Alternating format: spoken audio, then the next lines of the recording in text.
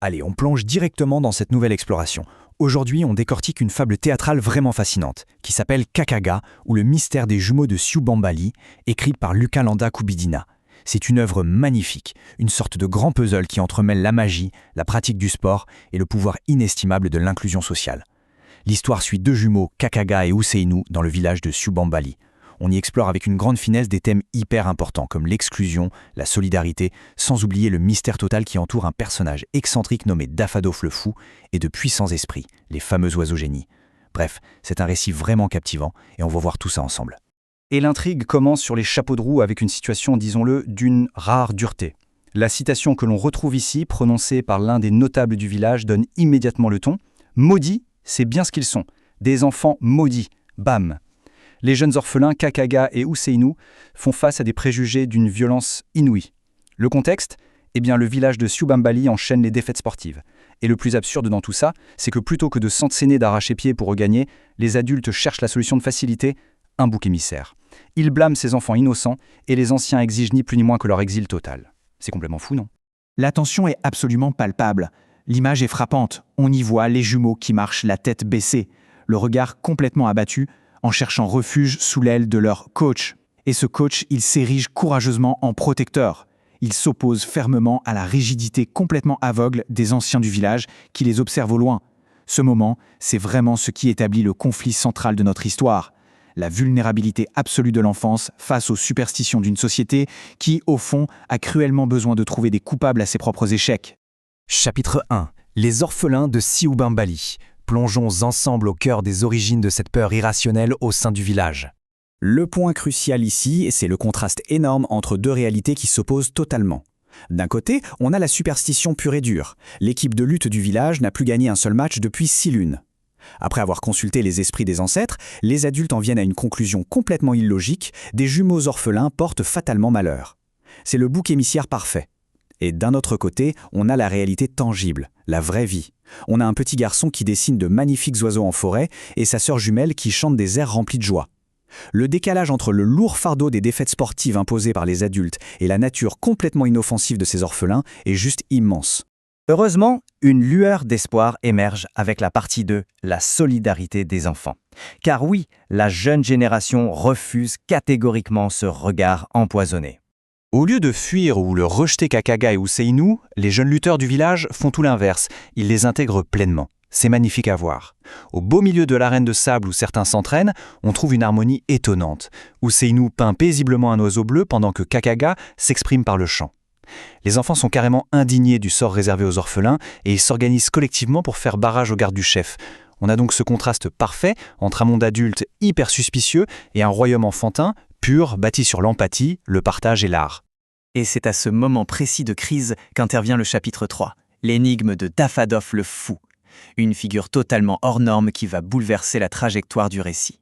Voici donc Dafadoff le Fou. Avec son grand manteau tissé de pièces colorées en patchwork et tenant fermement un bâton orné de mystérieuses perles, c'est le marginal attitré du village. Il suscite les moqueries et au début, beaucoup d'enfants le trouvent même plutôt désagréable. Mais le paradoxe est génial. C'est ce soi-disant fou qui fait preuve de la plus grande logique. Il affirme haut et fort que bannir les jumeaux est une erreur monumentale. Mieux encore, il clame une vérité surprenante. Les voix de ces enfants sont en réalité le secret absolu pour faire triompher les lutteurs de Siubambali. Alors, une question évidente s'impose. Cet homme est-il vraiment dépourvu de raison ou bien cache-t-il une nature bien plus complexe ? L'identité de Dafadoff n'est pas juste un détail pour faire joli, c'est carrément le levier narratif qui va propulser les héros hors des limites du village humain pour les plonger directement dans la magie. Fuyant les gardes du village, Dafadoff attire les jumeaux vers un majestueux baobab sacré. C'est une structure imposante là, à la lisière du réel. Mais attention, cet arbre cache un secret formidable. C'est littéralement un portail. Un portail qui s'ouvre sur un univers éblouissant de couleurs, une forêt luxuriante peuplée d'oiseaux immenses et chatoyants. La sombre réalité du rejet s'efface instantanément pour laisser place au sanctuaire protecteur de la forêt sacrée. C'est un voyage spatial et visuel tout simplement spectaculaire. Nous voici à la partie 4, le secret des oiseaux génies. C'est au cœur de cette forêt mystique que les masques tombent enfin. Et là, c'est le coup de théâtre magistral. Dafadoff le Fou, l'homme moqué et méprisé par tout le village, révèle sa vraie nature. Il est la grande aigrette. Oui, le leader majestueux et infiniment sage des oiseaux génies en personne. Ce déguisement prouve de manière éclatante que des esprits supérieurs et protecteurs veillent sur la société humaine. Et le plus beau dans tout ça, il se camoufle souvent sous les traits de ceux que la société considère comme les plus insignifiants. Franchement, c'est une sacrée leçon de philosophie. Et la mythologie que l'auteur déploie ici est absolument fascinante. Dans ce royaume, chaque discipline sportive universelle est gouvernée par un esprit aviaire spécifique. C'est ultra précis. Le massiféron Goliath, par exemple, règne sur l'art de la lutte traditionnelle. La grande cigogne épiscopale, elle, supervise tout ce qui a trait au football. Et le fulgurant faucon des chauves-souris, c'est le maître absolu de la course. Tout l'univers est codifié de cette manière, démontrant que nos capacités humaines et la noblesse du sport sont en fait des dons directs de la nature. Et fois cette vérité dévoilée, la magie opère selon un plan très clair. D'abord, pour apaiser leur douleur, les esprits transforment Kakalaga et Ussenu en oiseaux pour 7 jours de liberté céleste totale. Mais attention, le but n'est pas de s'enfuir pour toujours. Non, il s'agit de revenir pour guérir. Les jumeaux doivent ramener la joie au village grâce à la pratique du sport, couplée à la puissance de leur chant. La mission est magnifique. Penser les plaies de la société et prouver qu'une communauté ne trouve sa vraie force qu'en soutenant ses membres les plus vulnérables. Ce qui nous amène à la conclusion, chapitre 5, le triomphe par le sport. C'est le moment décisif où nos jeunes héros accomplissent enfin leur destinée. C'est l'apothéose émotionnelle. Kakaga et Ussenu redescendent du ciel, mais cette fois dotés de magnifiques ailes blanches, et ils plantent au-dessus des toits de Siobambali. Des notes de musique virevoltent littéralement autour d'eux.